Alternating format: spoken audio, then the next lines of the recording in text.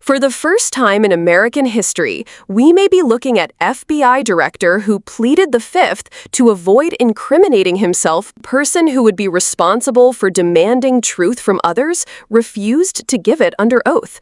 What does that mean for the FBI? What does that mean for our democracy? Thank you, Mr. Chairman. Mr. Patel, when Mr. Booker was asking you questions in his first round, you said, Senator, the grand jury testimony is available to you.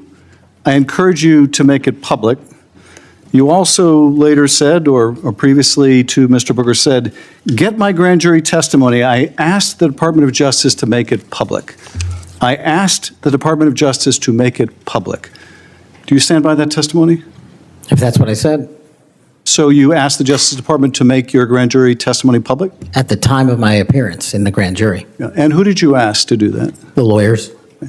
Mr. Chairman, since the witness has said that he encourages this testimony to be public, that he in fact asked the Justice Department to make it public, I would ask you, Mr. Chairman, if you and the ranking member would be willing to write to the court acknowledging the witness has asked for this to be public, supporting it being made public. I can't imagine there's a court in the land that would say no to a bipartisan request like that. I won't tell you. Let me say something. I'm not going to take this out of your time. It's not directly answering your question, but I think it'd be significant what Richard Grinnell put on X. I testified in front of Jack Smith's grand jury, at Justice Department, and Jack Smith's prosecutor told me directly that I could not talk about my testimony or risk legal actions. Then he goes on to say that certain senators, I won't mention here, should, as those ask those lawyers why they instructed witnesses this way. Thank you, Mr. Chairman. We'd welcome the chance to have Mr. Grinnell testify under oath as opposed to on X. But nevertheless, what I would ask, given that this witness has said he made the request, this witness has said he would like us to read the testimony, I would ask if you and Senator Durbin would be willing to make that request of the court. I wouldn't answer your question without get all the background I need, considering the conversation between you two. I couldn't make that judgment now. Yeah, I appreciate your consideration, Mr. Chairman. And the reason why I think it's so important is let's remind ourselves what those documents were in Mar-a-Lago.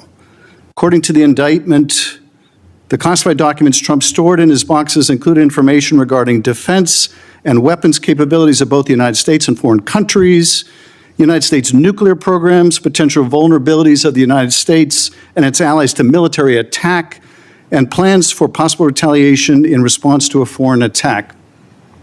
So, testimony that goes to the care or lack of care, the truthfulness or lack of truthfulness of Mr. Patel would be directly relevant to whether he should be confirmed as FBI director, and those records are there for the asking. No court's going to turn us down.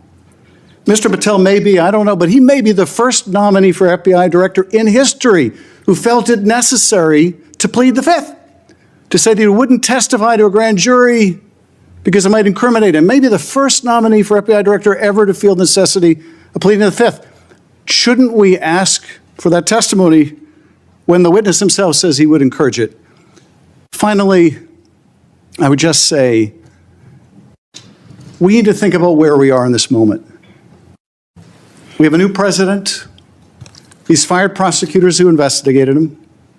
He's investigating other prosecutors, or his Department of Justice is. He's fired inspector generals who might hold him accountable. And this is just the start.